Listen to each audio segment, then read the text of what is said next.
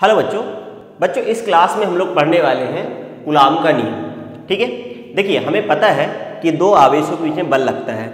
अगर सजातीय आवेश हैं तो प्रतिकर्षण और दो विजातीय आवेश हैं तो उनके बीच में आकर्षण बल लगता है। लेकिन दो आवेशों के बीच में कितना बल लगता है, इस बल के परिमाण को बताने के लिए कूलाम ने एक नियम दिया जिसे हम लोग कूलाम के नियम के नाम से जानते हैं। ठीक है, कूलाम के नाम पे ही है इसलिए इसे कूलाम का नियम भी कहते हैं। तो कूलाम ने क्या बताया कि दो बिंदु आवेशों के बीच में, ठीक है, देखिए नियम क्या है, दो बिंदु आवेशों के बीच में, ठीक है, दो बिंदु आवेशों के बीच लगने वाला आकर्षण या प्रतिकर्षण बल का मान, ठीक है, क्या है, दो बिंदु आवेशों के बीच में लगने वाले आकर्षण या प्रतिकर्षण बल का मान दोनों आवेशों के परिमाण के गुणनफल के अनुक्रमानुपाती तथा दोनों आवेशों के बीच की दूरी के वर्ग के व्युत्क्रमानुपाती होता है।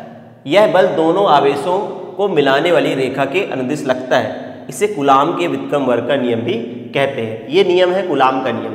ठीक है, कूलाम ने क्या बोला कि दो बिंदु आवेश अगर हैं, ठीक है, दो बिंदु आवेश हैं, माना दो बिंदु आवेश, ठीक है, माना दो बिंदु आवेश Q1 तथा Q2 एक दूसरे से r दूरी पर स्थित है, मान लेते हैं कि दो आवेश Q1 Q2 हैं जिनके बीच की दूरी r है। तो यहाँ पे दो आवेश अपन ने लिए Q1 Q2, दो बिंदु आवेश। ठीक है, पिछली क्लास में हम लोगों ने बिंदु आवेश की परिभाषा जाना था।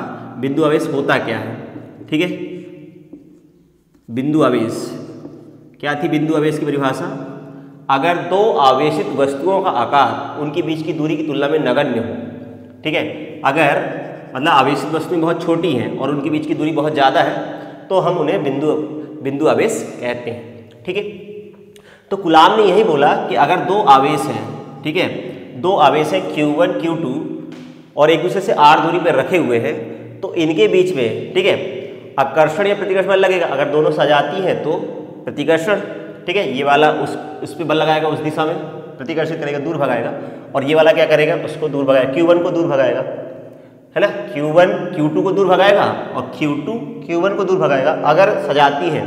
और अगर विजातीय आवेश है, विजाती है, अगर एक प्लस एक माइनस है तो दोनों के बीच में कैसा बल लगेगा, आकर्षण बल लगेगा। ठीक है,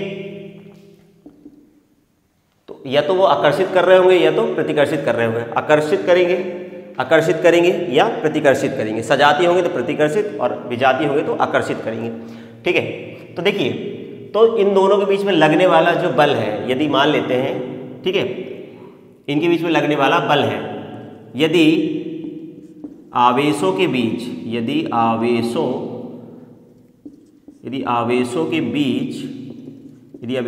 लगने वाला बल F है, ठीक है, F है, अगर इन दोनों के आवेशों के बीच में लगने वाला बल F है तो F समानुपाती Q1 Q2 और F व्युत्क्रमानुपाती 1/r², व्युत्क्रमानुपाती r², ठीक है, F व्युत्क्रमानुपाती r², ठीक है, ये दो कारक है, ठीक है, कारक 1 और कारक 2, फैक्टर 1 फैक्टर 2, दो चीज़ों पे डिपेंड करता है। F is directly proportional to Q1 Q2, मतलब F समानुपाती Q1 गुणित Q2 और F व्युत्क्रमानुपाती r²। यही लिखा है, दो बिंदु आवेशों के बीच में लगने वाले आकर्षण या प्रतिकर्षण बल का मान दोनों आवेशों के गुणनफल के अनुक्रमानुपाती, दोनों आवेशों के गुणनफल के अनुक्रमानुपाती F समानुपाती Q1 Q2 या अनुक्रमानुपाती Q1 Q2 और तथा दोनों आवेशों के बीच की दूरी के वर्ग के व्युत्क्रमानुपाती, तो F व्युत्क्रमानुपाती r²। ठीक है, तो F is inversely proportional to r², तो जो बल है वो दूरी के वर्ग के व्युत्क्रमानुपाती। चलिए, तो अगर हम इन दोनों कारकों को मिला दें तो हमें क्या मिलेगा, आप इस नियम को नोट कर सकते हैं। अब हम लोग आगे बढ़ते हैं। अगर हम इन दोनों कारकों को मिला दें, है ना, कारक 1 और 2 को मिलाने पर, ठीक है, कारक 1 तथा 2 को मिलाने पर क्या मिलेगा, मिलाने पर अगर हम लोग मिला देंगे तो F समानुपाती Q1 Q2 बटे आर स्क्वायर होगा। ये दोनों को मिलाने पर एक संबंध आ जाएगा F समानुपाती Q1 Q2 बटे आर स्क्वायर। ठीक है,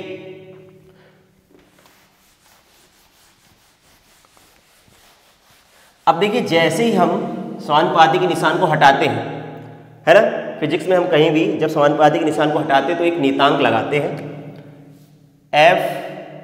हम इस समानुपाती निशान को हटाएंगे तो एक कांस्टेंट लगाएंगे K। ठीक है, हम एक कांस्टेंट लगा रहे हैं K, small k, Q1 Q2 बटे आर स्क्वायर। ठीक है, जहां पर K एक अनुक्रमानुपातिक नियतांक है, जहां K स्मॉल k की बात कर रहे हैं, जहां K स्मॉल k है एक अनुक्रमानुपातिक नियतांक है। क्या है? K अनुक्रमानुपातिक नियतांक है जिसका मान, ठीक है, जिसका मान मापन की पद्धति, जिसका मान मापन की पद्धति, ठीक है, मापन की पद्धति, हम किस पद्धति में बल को नाप रहे हैं उस पर भी डिपेंड करता है, तथा दोनों आवेशों के बीच के माध्यम पर निर्भर करता है। ठीक है, तो K एक अनुक्रमानुपातिक नियतांक है। हमारे पास ये समीकरण आ गया। मान लो ये समीकरण हमारे पास एक समीकरण है। ठीक है, ये समीकरण एक हो गया। या चलिए हम लोग इसे, इस संबंध को 3 नाम देते हैं। इस संबंध जो था 3, और इस संबंध को हम लोग संबंध 4 दे रहे हैं। ठीक है, तो ये समीकरण हमारे पास आ गया K Q1 Q2 बटे आर स्क्वायर, जहाँ पर K एक नियतांक है, स्मॉल k लिख रहे हैं, हमने छोटा k लिखा है, एक अनुक्रमानुपातिक नियतांक है जिसका मान मापन की पद्धति तथा दोनों आवेशों के बीच के माध्यम पर निर्भर करता है। ठीक है, हम कौन सी पद्धति यूज कर रहे हैं? हम लोग जनरली 2 पद्धतियाँ यूज करते हैं, SI पद्धति और CGS पद्धति। ठीक है, अब देखिए K का मान अलग अलग माध्यम के लिए भी अलग अलग होता है। तो हम लोग सबसे पहले बात करते हैं SI पद्धति की बात करते हैं। ठीक है, सबसे पहले हम लोग बात करें SI पद्धति में K का मान क्या होगा। ठीक, तो SI पद्धति में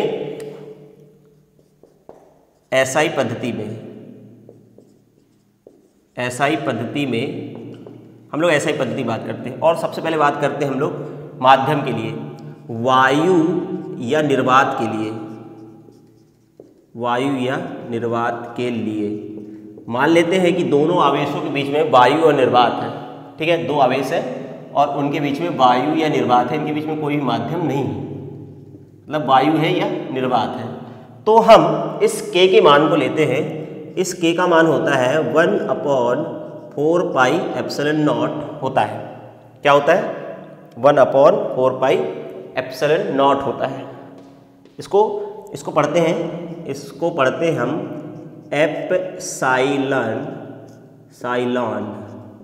एप्सिलॉन नॉट, ये 0, एप्सिलॉन 0 क्या पढ़ते हैं? एप्सिलॉन 0 पढ़ते हैं। ठीक है, ये E जैसे निशान को एप्सिलॉन 0 पढ़ते हैं। अगर हम इस K के मान को समीकरण 4 में रखेंगे तो क्या मिलेगा? ठीक है, इस समीकरण 4 में रखेंगे तो हमें मिलेगा K का मान, F का मान मिलेगा F = 1/4 पाई एप्सिलॉन नॉट, ये epsilon 0, 1/4 pi epsilon not Q1 Q2 बटे आर स्क्वायर, और बल का मात्रक हो जाएगा न्यूटन।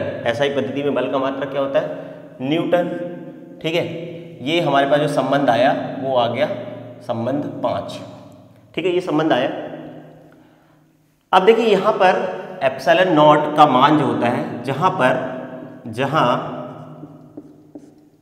इस एप्सिलॉन को हम लोग बोलते हैं, है ना, निर्वात की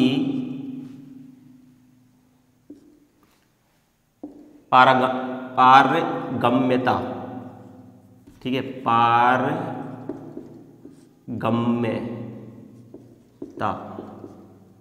ठीक है, या निर्वात की पारगम्यता या फिर इसे निर्वात की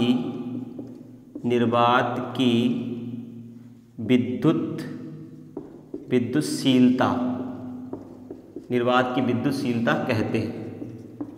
ठीक है, और इसका मान जो होता है, ई का मान की बात करें तो एप्सिलॉन नॉट का मान होता है 8.854 इंटू 10⁻12। ठीक है, ये इसका मान होता है। और अगर इसकी यूनिट की बात करें तो coulomb square newton metre square. ठीक है, ये इसकी क्या है, यूनिट, कूलाम न्यूटन। ठीक है, coulomb square newton metre square upon में रहेगा। ये इसकी यूनिट है, मात्रक हो गया और इसकी यूनिट। ठीक है, बात समझ आ रही? ये इस एप्सिलॉन नॉट का क्या है, मान है, ये एप्सिलॉन 0 का मान होता है। अगर हम यहाँ पे रख दें के की वैल्यू होती है 1/4 pi epsilon not 1/4 into pi की वैल्यू रख दें 3.14 और इस एप्सिलॉन नॉट की वैल्यू रखेंगे 8.85 इंटू 10⁻12। इसको हम लोग सॉल्व करें, अगर इसको हम लोग सॉल्व करते हैं तो ये लगभग आता है 9। इस पूरे को सॉल्व करेंगे तो 9 × 10⁹ आता है इस के का मान लगभग। इसको आप सॉल्व करिए, इसको मल्टीप्लाई कर दो इन तीनों को, पावर को ऊपर ले जाओ और सॉल्व करो तो 9 × 10⁹ आता है। ठीक है, तो हम इस के का मान को याद रख सकते हैं। इस के का मान अगर हम संख्यात्मक प्रश्न करना है तो इस के का मान यही होता है, कूलाम स्क्वायर। इस के का मान कितना हो जाएगा, के का मान जो है 9 × 10⁹ और इस के का जो यूनिट होगी, हम के की यूनिट भी लिख सकते हैं, न्यूटन मीटर स्क्वायर कूलाम की पावर -2। ठीक है, ये इस के की यूनिट है, यहाँ से निकाल सकते हैं हम लोग के की यूनिट। के को यहीं रखो, बाकी सबको मल्टीप्लाई कर दो इधर पे और के की यूनिट निकाल लो, न्यूटन मीटर स्क्वायर कूलाम की पावर -2 निकाल सकते हैं हम लोग। इस के का मान है, इस के मान को अगर हम लोग यहाँ पे रख दें, जैसे अगर के का मान रख दें तो हमें क्या मिलेगा, देखो अगर हम लोग समीकरण 5 में के का मान रख दें तो क्या मिलेगा। तो यदि हम लोग समीकरण 5 में के का मान रख दें तो क्या मिलेगा, F बराबर 9 × 10⁹ Q1 Q2 बटे r², ये मिलेगा न्यूटन। ठीक है, ये हमारे पास संबंध आ गया छठवां। ठीक है, यहाँ पर हमने इस के का मान को रख दिया, के का मान कितना है, 9 × 10⁹ तो यहाँ से ये आ गया। ठीक है, ये तो हमने बात की वायु या निर्वात के लिए। ठीक है, वायु निर्वात के लिए बात की। अब अगर आवेशों के बीच में कोई माध्यम हो, है नहीं, यदि आवेशों के बीच, ठीक है, यदि आवेशों के बीच अन्य माध्यम, आवेशों के बीच वायु के अलावा अन्य माध्यम हो, अन्य माध्यम उपस्थित हो तो क्या होगा, तो हम लोग फिर वहाँ पे के की वैल्यू जो लेते हैं वो लेते हैं 1/4 पाई एप्सिलॉन नॉट। यहाँ पे एप्सिलॉन नॉट नहीं होता, 1/4 पाई एप्सिलॉन ही होता है बस। ठीक है, यहाँ पर एप्सिलॉन हो जाता है, एप्सिलॉन नॉट नहीं लिखते, फिर यहाँ पे एप्सिलॉन 0 नहीं लिखते, एप्सिलॉन, जहाँ पर एप्सिलॉन का मतलब है एप्सिलॉन नॉट इंटू के होता है। ठीक है, और एप्सिलॉन को हम लोग बोलते हैं, ठीक है, एप्सिलॉन को हम लोग बोलते हैं, इस एप्सिलॉन को बोलते हैं हम लोग निरपेक्ष। ठीक है, निरपेक्ष विद्युतशीलता बोलते हैं। ठीक है, माध्यम की निरपेक्ष विद्युतशीलता बोलते हैं, माध्यम की निरपेक्ष विद्युतशीलता कहते हैं। ठीक है, इस एप्सिलॉन को बोलते हैं माध्यम की निरपेक्ष विद्युतशीलता। और यहाँ पर जो के है कैपिटल के को इसे बोलते हैं माध्यम का परावैद्युतांक। क्या बोलते हैं? माध्यम का परावैद्युतांक। क्या बोलते हैं? माध्यम का परावैद्युतांक। ये कुछ टर्म है, आप लोग को याद करना पड़ेगा। क्या बोलते हैं इसे? माध्यम का परावैद्युतांक। परावैद्युतांक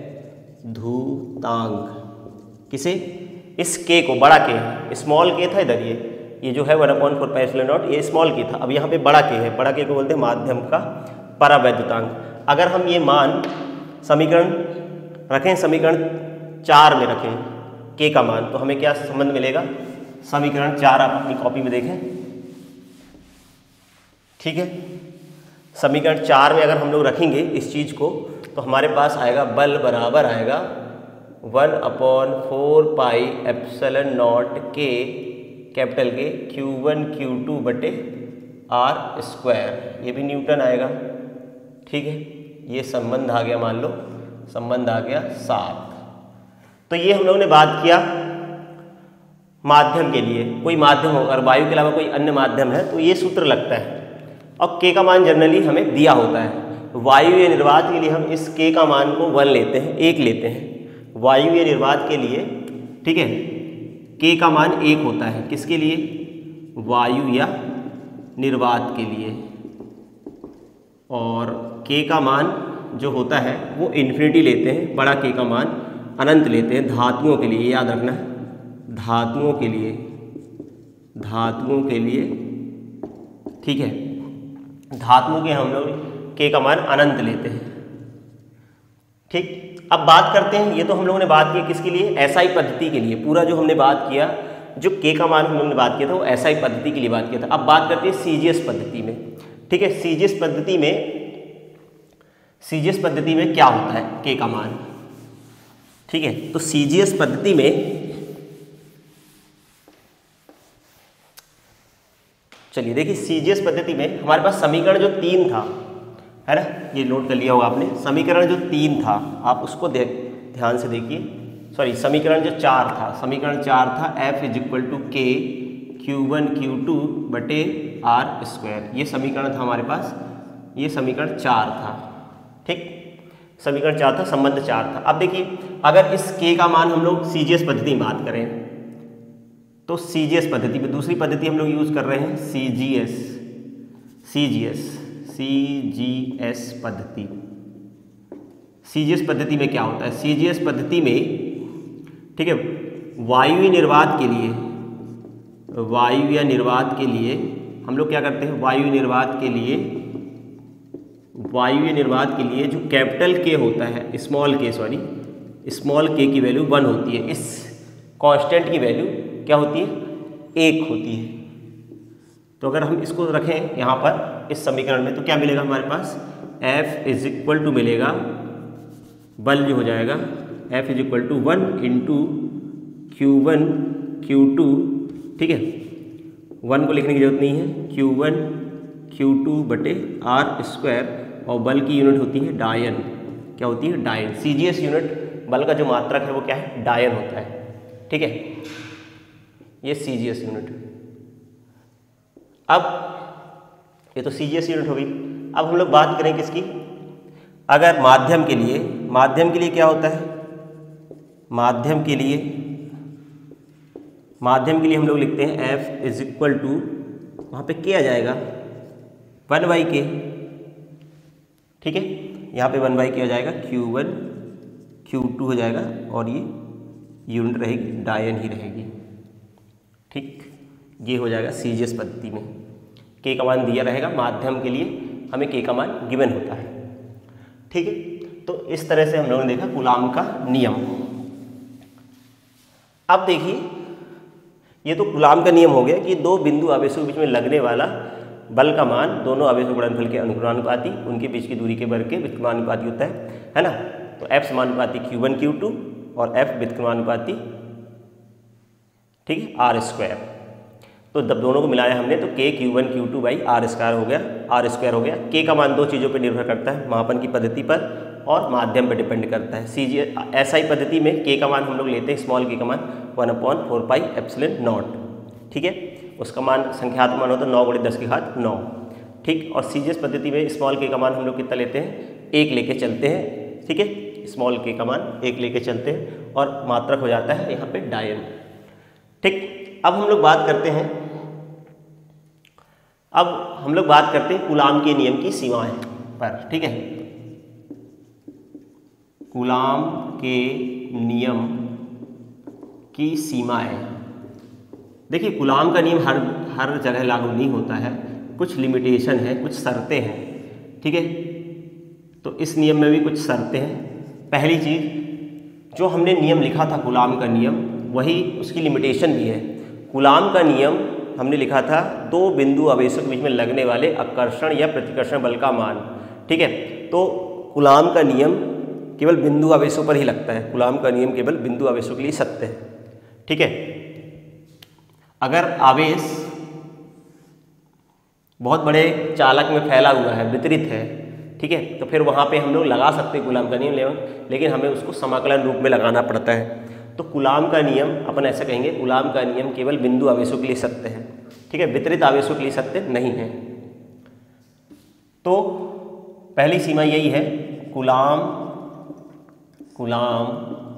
का नियम बिंदु आवेशों के लिए सत्य है, बिंदु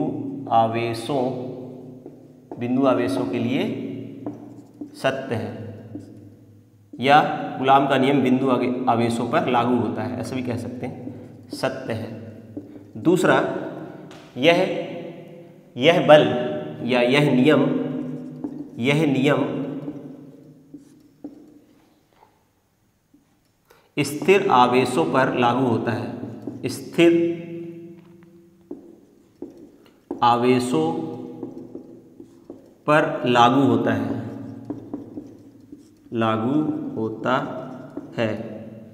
गतिशील आवेशों पर नहीं, गतिशील आवेशों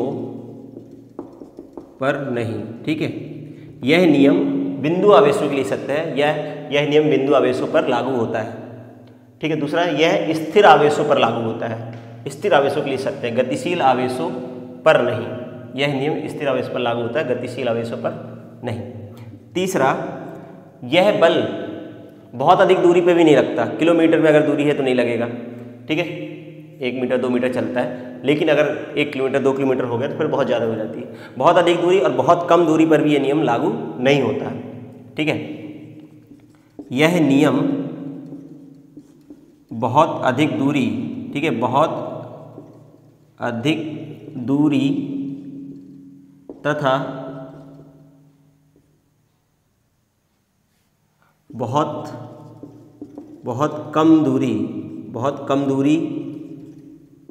10⁻⁻15 मीटर से कम, बहुत कम दूरी मतलब जिसकी दूरी 10⁻⁻15 मीटर से कम हो, यह नियम बहुत अधिक दूरी तथा बहुत कम दूरी 10⁻15 मीटर दूरी,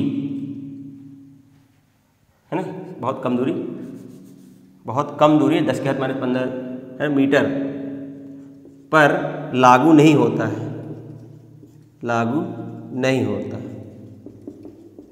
ठीक है। यह नियम बहुत अधिक दूरी तथा बहुत कम दूरी 10⁻15 पर लागू नहीं होता।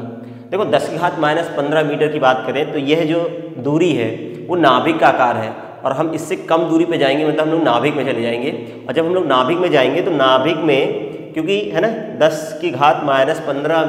10⁻15 मीटर से और कम करेंगे हम लोग तो हम लोग नाभिक में पहुँच जाएंगे, और नाभिक में जो बल लगते हैं वो नाभिकीय बल लगते हैं। वहाँ पे जो विद्युत बल होते हैं वो वहाँ पे इतना प्रभावी नहीं होते, है ना, क्योंकि 10⁻15 मीटर से कम दूरी पर, है ना, कौन से बल प्रभावी होते हैं, नाभिकीय बल प्रभावी होते हैं, है ना, इसलिए वहाँ पे ये नियम लागू नहीं होते। नाभिक में नाभिकीय बल लगते हैं, नाभिकीय बल विद्युत बल से अलग बल है, ठीक है। नाभिक में क्या लगते हैं, नाभिकीय बल लगते हैं, ठीक है।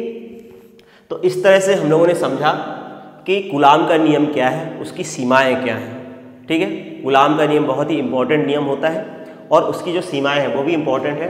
कूलाम का नियम केवल बिंदु आवेशों के लिए सत्य है, यह नियम स्थिर आवेशों पर लागू होता है, गतिशील आवेशों पर नहीं। यह नियम बहुत अधिक दूरी तथा बहुत कम दूरी 10⁻15 मीटर पर लागू नहीं होता है। ठीक है, तो आई होप आपको समझ में आया होगा आज का लेक्चर। तो मिलते हैं अगली वीडियो में। हम लोग अगली वीडियो में, अगली क्लास में मतलब कूलाम के नियम से संबंधित न्यूमेरिकल सॉल्व करेंगे। ठीक है, चलिए तब तक के लिए गुड बाय।